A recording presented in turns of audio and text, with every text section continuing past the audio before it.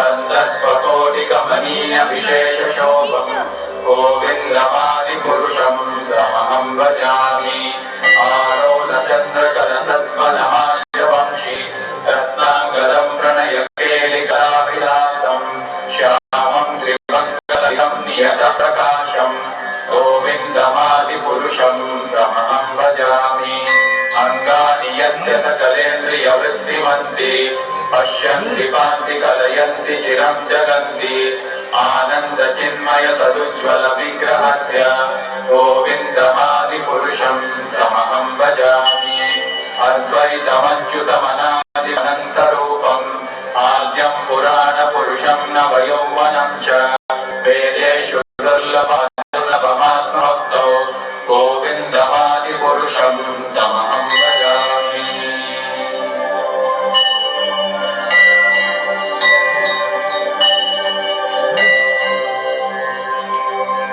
पन्थास्तु कोटिशतवत्सरसम्प्रगम्यो वायोरथापि मनसो मुनिपुङ्गमानां सोऽप्यस्ति यत्प्रपदसिम्य विचिन्त्य तत्त्वे गोविन्दमादिपुरुषं तमहं भजामि एकोऽप्यसौ रचयितुं जगदण्डकोटिं यच्छक्तिरस्ति जगदण्डचयायदन्तः अण्डाधरस्थपरमाणुचयान्तरस्थं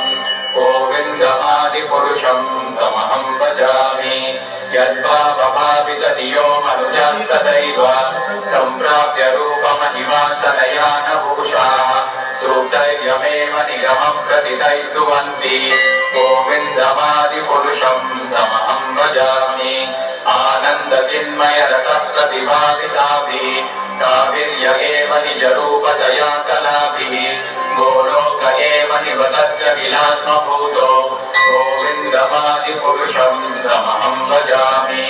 प्रेमाञ्जनच्छुरितभक्तिव्योजनेन सन्तः सदैव हृदयेषु विलोकयन्ति यं श्यामसुन्दरमचिन्त्य गुणस्वरूपं गोविन्दमादिपुरुषं तमहं भजामि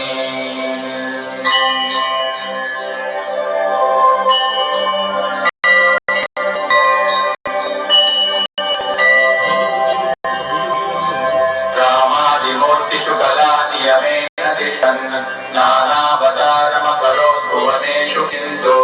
कृष्णः स्वयं समभवत्परमः पुमान्यो गोविन्दमादिपुरुषं तमहं भजामि यस्य प्रभाप्रभवतो जगदण्डकोटि कोटिष्वशेषवसुधादिविभूतिभिन्नं तद्ब्रह्मनिष्कलमनन्तमशेषभूतं गोविन्दमादिपुरुषं तमहं भजामि माया हि यस्य जगदण्डशतानि सूते त्रैगुण्यतद्विषयवेदविदायमाना सत्त्वाबलं विपरसत्त्वविशुद्धसत्त्वं गोविन्दमादिपुरुषं तमहं भजामि आनन्दचिन्मयरसात्मकया मनस्सु यः प्राणिनां प्रतिफलं स्मरतामुपेत्य लीलायुतेन भुवनादिजयत्यजस्रं गोविन्दमादिपुरुषं तमहं भजामि गोलोकनाम्नि जगाम्नि तले गतस्य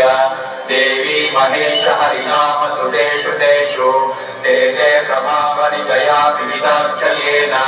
गोविन्दमादिपुरुषं तमहं भजामि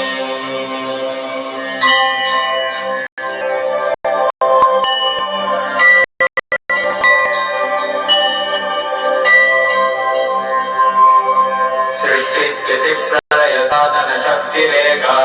छायेव यस्य भुवनानि विभक्ति दुर्गा इच्छारूपमपि यस्य च चेष्टते सा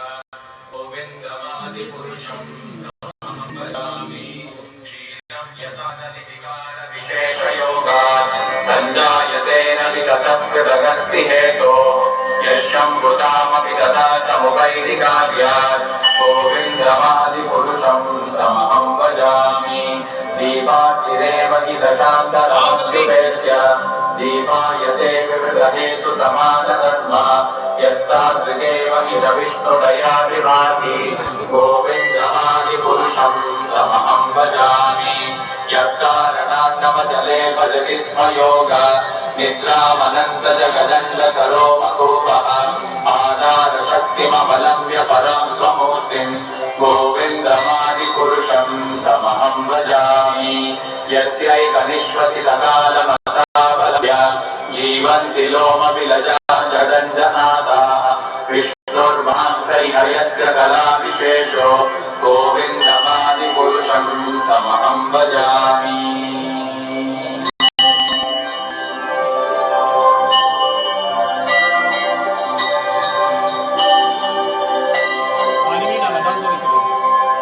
वास्वान्यथाश्वशकलेषु निजेषु तेजः स्वीयं कियत्प्रकटयत्यपि तत्त्वतत्र ब्रह्माय एष जगदण्डपिदानकर्ता गोविन्दमादिपुरुषं तमहं भजामि। यत्पादपल्लवयुगं विनिधाय कुम्भ द्वन्द्वे प्रणामसमये स गणाधिराजः विघ्नान् विहन्तुमलमस्य जगत्त्रयस्य गोविन्दमादिपुरुषं तमहं भजामि। अग्निर्महीगगनमम्बुमरुद्दिशश्च कालस्तदात्ममनसीति जगत्त्रयाणि यस्मात् भवन्ति विभवन्ति विशन्ति यं च गोविन्दमादिपुरुषं तमहं भजामि। यच्चक्षुरेष सविता सकलग्रहाणां राजा समस्तसुरमूर्तिरशेषतेजाः यस्याज्ञया भ्रमति संवृतकालचक्रो गोविन्दमादिपुरुषं तमहं भजामि। धर्मोतपापनिचयश्रुतयस्तपांसि ब्रह्मादिकीटपदगापदयश्च जीवाः यद्दत्तमात्रविभवप्रकटप्रभावा गोविन्दमादिपुरुषं तमहं भजामि।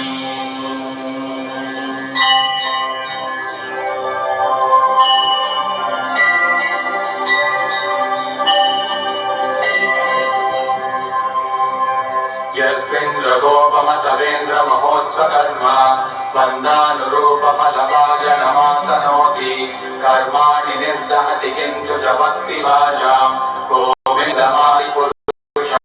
तमहं भजामि। यक्रोधकामसहजप्रज्ञादिवेदि वात्सल्योमगुरुगौरवसेव्यभावैः सञ्चिन्त्य तस्य सदृशीं तनुमापुरेते गोविन्दमादिपुरुषं तमहं भजामि। श्रियकान्ता कान्तः परमपुरुषकल्पतरवो द्रुमा भूमिश्चिन्तामणिगणमयी तोयमृतं कथागानं नाट्यं गमनमपि वंशी प्रियसखी चिदानन्दं ज्योतिः परमपि रसास्वाद्यमपि च स यत्र क्षीराब्धिस्तवति सुरभिद्यश्च सुमहान् निमेषाद्वाक्यो वा व्रजति यत्रापि समयः भजे श्वेतद्वीपं तमहमिहातो लोकमिति यं विदन्तस्ते सन्तत्कृति विरलचारा कतिपये।